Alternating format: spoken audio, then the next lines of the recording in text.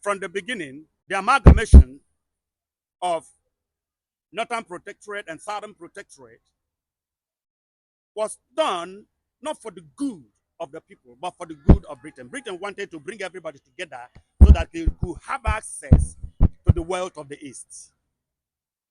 And they did that. And do you know that the very day when amalgamation treaty was signed in Zungeru, there were 20 white men, 20 Britons there. There were 3 Hausas there. There were 2 Yorubas present, and 1 man, Henshaw, Obong Henshaw, from Calabar, that was present. No Igbo man was invited to witness the treaty or to sign the treaty. Now, at that point in 1914, when that evil was done against us, because that thing Britain did, amalgamating us together, was like giving an underage child to marriage. A girl who is underage, 7 years, 5 years, 10 years, you give him to marriage, you give him to a husband. You have abdicated, you have broken the right, you have infringed upon the right of that girl child because you forced a choice on her. Now that is what amalgamation means. And Zeke, Nanda Zikiwe was about 5 years old then. Nanda Zikiwe was born 1909. Awolowo was born 1909. So Awolowo was like 5 years. Zeke was born 1904. So it was 10 years. I'm not sure of the date of Tafawa Balewa. It's younger than these two. Okay? Now, when these men became matured, became educated, they looked at amalgamation and said, no. This amalgamation cannot work because we are too different to be one. And you can see that. It has never worked and will never work. But Amado Ahijo, when he was talking, he said to the Fulanis, remember the vision of our father, Osman Danfodio. And what was the vision of Osman Danfodio? Fulanize and Islamize. And that is what they have been pushing for all this while.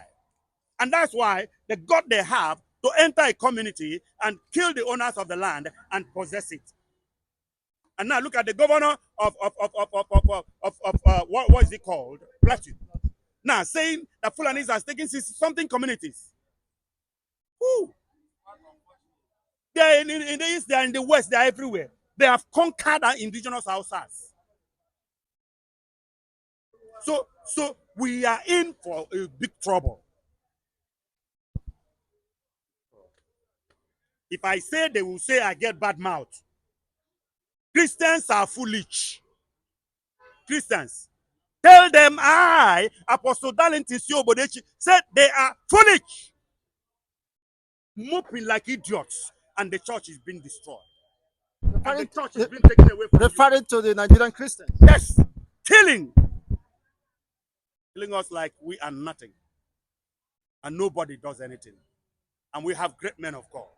Mighty men of God. Doing mighty things. With mighty bags of money. And that is Rome keeping quiet. And that is England keeping quiet. And these are heads of the church. And they are doing nothing. It is a pity. It is just a pity. Thank you. It's quite unfortunate, honestly, a pity indeed. Now, you cannot consider that Mazis Nnamdi Kanu is justified. When he was revealing all these nefarious activities or program, agenda of Fulanis, some people were laughing at him. But today, the reality has caught up with all. Nnamdi Kanu is just a man who has time to study. That's why he stands out. A good teacher must be a good student. You can't teach what you don't know. And to know, you have got to read, and not just read, research. Nnamdi Kanu has made research. He's just a young boy. He wasn't born 1967 when the war broke out. No. Okay? No, he wasn't. But he knows all these things. And a lot of other people know these things. But because they have soiled their hand in corruption, they are free.